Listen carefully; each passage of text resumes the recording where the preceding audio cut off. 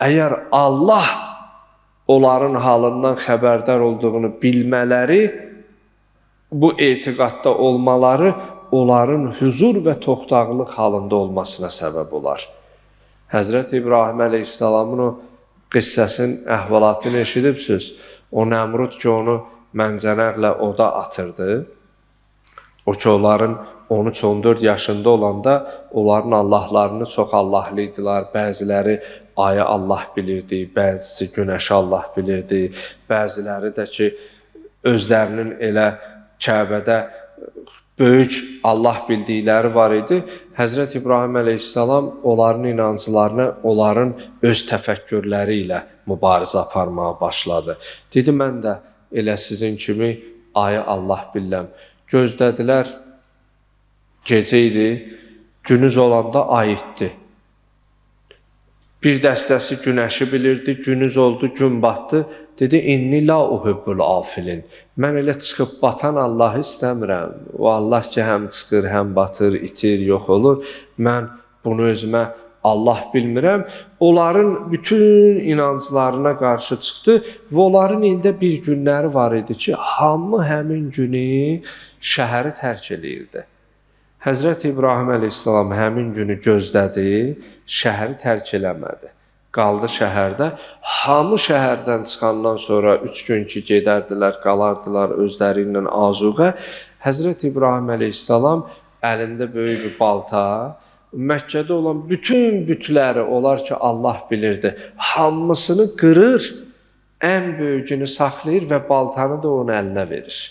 Deyir, bunlar şəhərə qaydanda məbədlərində görürlər ki, bunların Tanrı sandıqları, Tanrı bilib, Allah bildikləri hamısı bu halda, bu vəziyyətdə.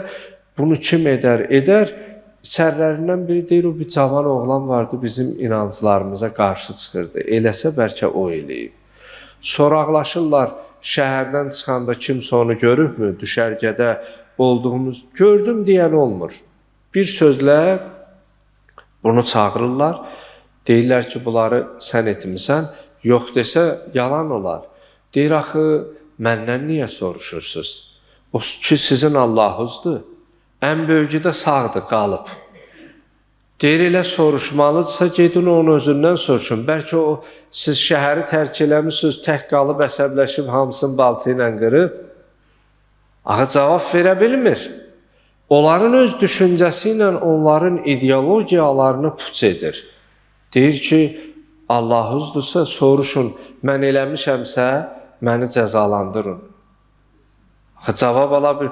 Görürlər, bir cavan bunların bütün fikirlərini, ideologiyalarını alt-üst edir, qərara gəlirlər, bunu böyük bir tonqal qalayıb, hamının gözü qabağında oda açsınlar və başqalarına da dərs olsun ki, birdən kim bizim inanclarımıza qarşı çıxsa, onun da sonu aqibəti, bu cavanın aqibəti sonu kim olacaq. Deyir, Məncənərdə Həzrət İbrahim əleyhissalamı ki, oda atırlar, Allahın vəhy mələyi Cənab-ı Cəbrail əleyhissalam yaxınlaşır.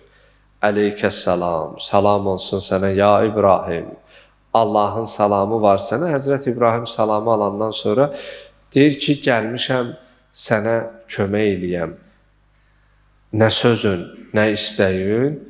Həzrət İbrahim əleyhissalam deyir ki, mənim bu oda atılmağımdan Allahın xəbəri var. Əslində bilir ha, xəbəri var. Deyir, xəbəri var, deyir, bəli.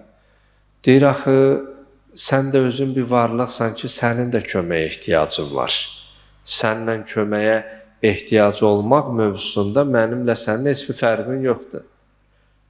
Mən o şəxsdən, o varlıqdan kömək istəyirəm ki, onun özünün köməyə ehtiyacı yoxdur. Əgər Allah mənim bura atılmağımı rəva görürsə və qarşısını almırsa, kömək eləmirsə, deməli mənim oda düşməyimi, odda yanmağımı istəyir və mən də onun istəyindən razıyam.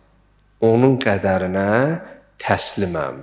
Onun qəza və qədərində mən onun razılığını əldə etmək üçün və orada vəhy mələyinin Quran-ı Kərimdə də bu ayə keçir ki, Ya naru kuni bərdən və səlamən alə İbrahim. Ya od. Allah xitab eləyir Allahın əzəmət və qüdrətinin göstəricisidir ki, əmr eləyir, od, nə çox soyuq ol, nə də çox isti ol, yandırma İbrahimi. Yəni, təbiətə, zövqə, insanın öz bədən temperaturuna uyğun bir şəkildə ol. Baxın, böyük bir tonqaldır. Ətrafda olanlar istilikdən yaxınlaşa bilmir, amma Həzrət İbrahim əleyhissalam odun içərisində Allah onu Gülüstana çevirir. Bu Allahın əzəmət və qüdrətinin təzahürüdür və göstəricisidir.